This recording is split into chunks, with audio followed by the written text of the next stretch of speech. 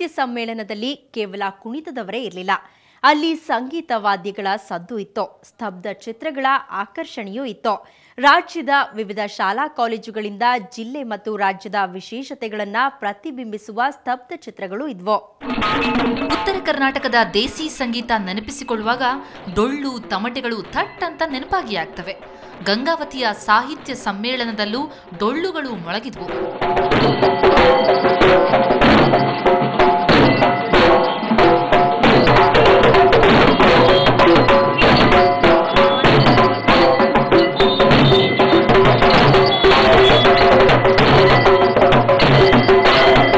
ತಮಟೆಗಳು ಮೆರವಣಿಗೆಯಲ್ಲಿ ಹೆಜ್ಜೆ ಹಾಕುವವರ ನೋಡುತ್ತಾ ನಿಂತವರ ಮೈಯೆಲ್ಲ ಜುಮ್ಮೆನ್ನುವಂತೆ ಮಾಡಿದವು.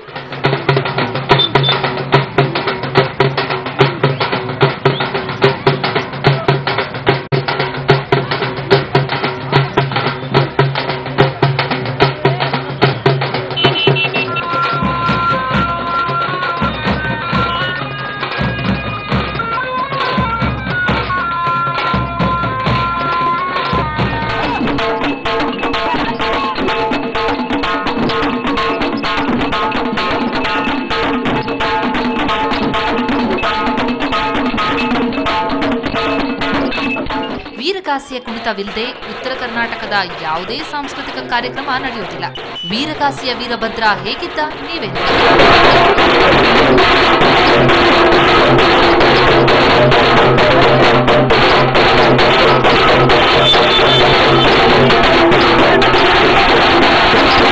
ಮಹಿಳೆಯರ ಡೊಳ್ಳು ಕುಣಿತ ಮೆರವಣಿಗೆಯಲ್ಲಿತ್ತು.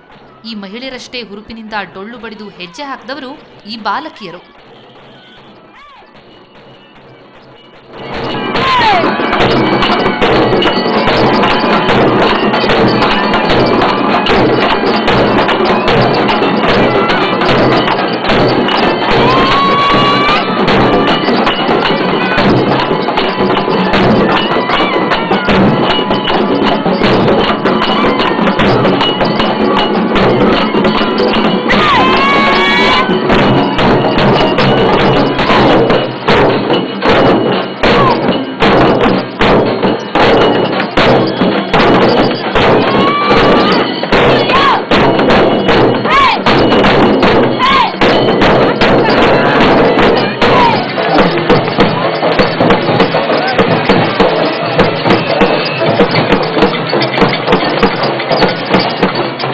ಸಂಗೀತ, ನೃತ್ಯ, ದೇಸಿ ಕಲೆಗಳ ಜೊತೆಗೆ ಮೆರವಣಿಗೆಯಲ್ಲಿ ಸ್ತಬ್ಧ ಚಿತ್ರಗಳೂ ಇದ್ವು. ಕೊಪ್ಪಳ ಜಿಲ್ಲೆಯದ್ದಷ್ಟೇ ಅಲ್ಲದೆ ಉತ್ತರ ಕರ್ನಾಟಕದ ವಿಶೇಷತೆಗಳನ್ನು ಸಾರುವ ಸ್ತಬ್ಧ ಚಿತ್ರಗಳು ಗಮನ ಸೆಳೆದವು.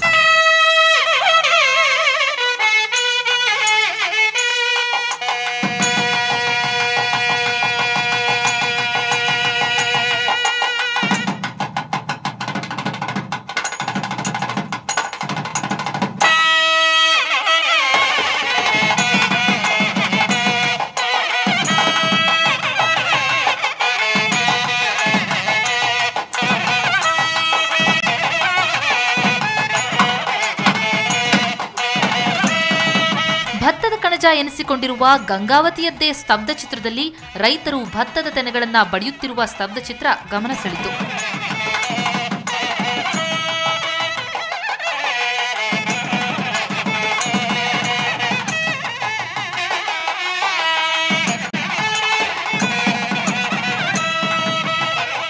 ಜಗತ್ಪ್ರಸಿದ್ಧ ಹಂಪಿಯ ವಿರೂಪಾಕ್ಷ ದೇವಾಲಯದ ದೇಗುಲದ ಸ್ತಬ್ಧ ಚಿತ್ರ ಆಕರ್ಷಕವಾಗಿತ್ತು.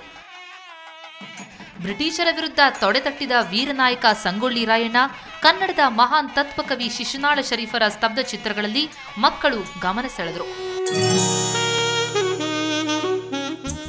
ಸಾಹಿತ್ಯದ ಮೆರವಣಿಗೆಯಲ್ಲಿ ಕೃಷ್ಣರಾಯನ ದರ್ಬಾರು ನಡೆಯಿತು. ಪುಟ್ಟರಾಜ ಗವಾಯಿಗಳು, ಕನಕದಾಸರು, ಕನ್ನಡಾಂಬೆಯ ಸ್ತಬ್ಧ ಚಿತ್ರಗಳು ಕನ್ನಡಿಗರ ಹೆಮ್ಮೆ ಗೌರವವನ್ನ ಹೆಚ್ಚಿಸುವಂತೆ ಮೆರವಣಿಗೆಯಲ್ಲಿ ಕಂಡವು.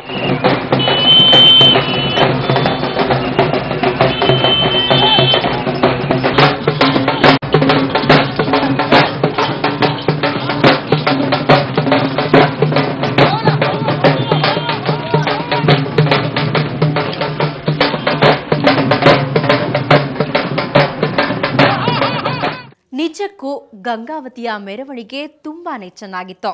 ಅಲ್ಲೇ ಇರಬೇಕು ಅನಿಸ್ತಾ ಇದೆ ಅಲ್ವಾ? ಸಾಹಿತ್ಯ ಸಮ್ಮೇಳನದ ಸಂಭ್ರಮ ಅಂದ್ರೆ ಇದೆ. ಅಕ್ಷರ ಜಾತ್ರೆಯ ಸಡಗರ ಹೀಗೆ ಇರತ್ತೆ. ಗಂಗಾವತಿಯಲ್ಲಿ ಇನ್ನೇನಾಗ್ತಾ ಇದೆ ನೋಡೋಣ ಈ ವಿರಾಮದ ಬಳಿಕ.